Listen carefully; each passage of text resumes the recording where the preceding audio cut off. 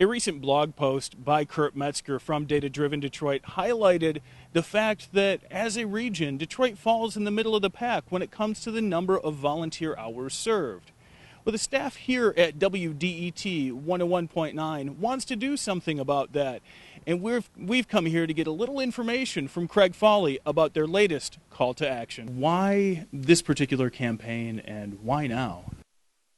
For me, I've been talking about the need to get people together to, bridge the sort of divide that exists between city and suburb here. And one of the ways to do that is to get people more involved in the community. Volunteering is a great way for people to get involved in something and make a difference. It's some sort of a tangible difference.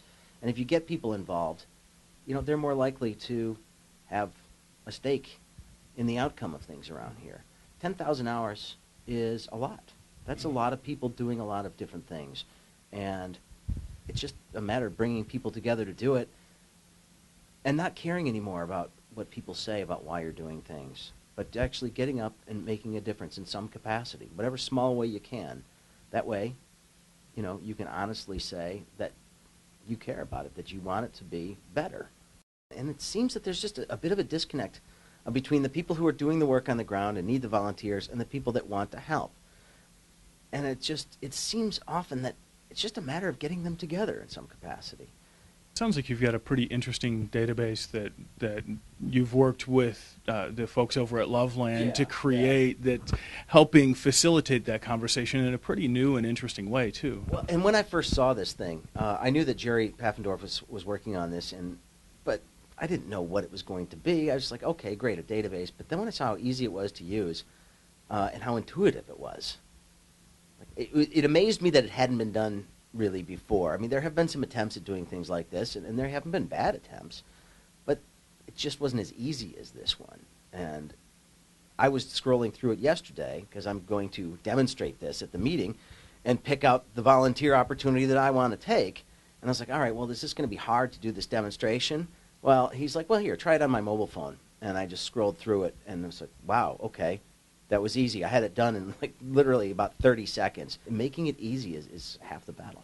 So what project did you pick for yourself? I am going to hopefully be trained in how to teach adults how to read, how to, adult literacy. And the reason that I picked this is that I had a guest on my show probably about 6 months ago. We were doing a number of interviews about adult literacy. And there are a few organizations around town that provide these kinds of services. But I had a guy on my show. He worked at Chrysler for 30 years as a janitor, got laid off, and wanted to get another job and realized he couldn't fill out a job application. He didn't have the skills necessary. He never needed it before. Let me scrap that. He did need it, but he didn't realize he needed it before. So he never had to learn how to do this. That economy doesn't exist anymore, where that guy's going to find a job. And I was somewhat heartbroken, incredibly proud of the fact that he was trying to do this at almost age 60, finally learn how to do something. And it was impressive that he was doing that, but at the same time, part of me just said, if he doesn't do this, he won't find another job.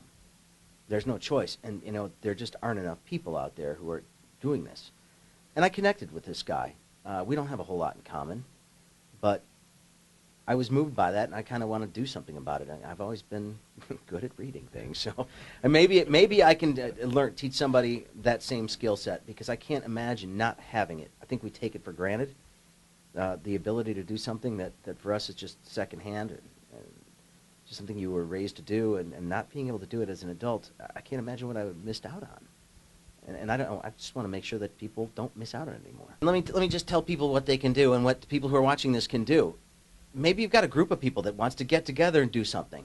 There are going to be opportunities for people to do that. We've got a little number on there. There's going to be a little counter that shows how many hours that we have secured for people, volunteer hours in the city of Detroit.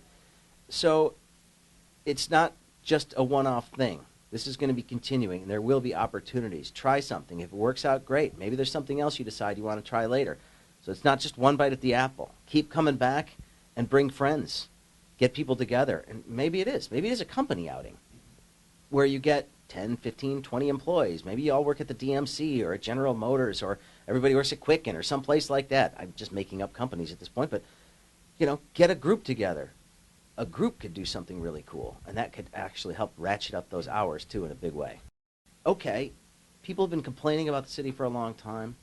Well, here's an opportunity to actually do something to make it a little bit better in some capacity. And it may not be something huge that any one individual does, but collectively, if you motivate enough people to do something, you can actually make a pretty significant impact. What the staff at WDET hopes is when people leave the Community Arts Center here on Wayne State's campus, there's a group of people who are dedicated to making those 10,000 volunteer hours happen in the next 30 days.